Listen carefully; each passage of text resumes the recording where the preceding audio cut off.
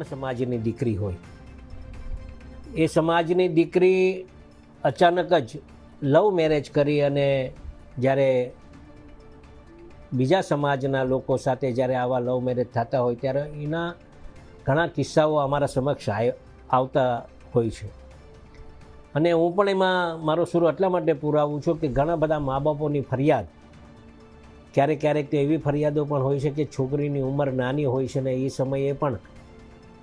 દીકરી અણસમજુ કંઈક આકર્ષણ થઈને પણ આવા કિસ્સાઓ અમારા સમાજમાં હોય કે બીજા સમાજમાં હોય ત્યારે આવા બનતા હોય છે. ત્યારે બહુ આપણે દુઃખ અનુભવતા હોઈએ છીએ. એના મા બાપ રડતા રડતા આવે અને ભાઈ અમારી દીકરી વહી ગઈ છે, કોઈ ફરિયાદ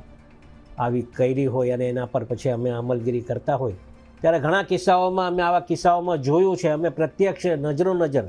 અને ઘણા કિસ્સાઓ પછી લગ્ન થઈ ગયા પછી દીકરીઓને પણ જોઈ છે અમે કે પછી દીકરી પછતાતી હોય અને પછી કહેતી હોય કે ભાઈ જે તે સમયે અમારે તે આ ભૂલ થઈ ગઈ છે, હવે આને પાછા પાટે લાવવા માટેના પ્રયત્ન અમારા સમાજના લોકો આગેવાનો કરતા હોય, બીજા સમાજના લોકો કરતા હોય ત્યારે પીડા થતી હોય કે મા બાપ જે દીકરા દીકરીઓને મોટા કરી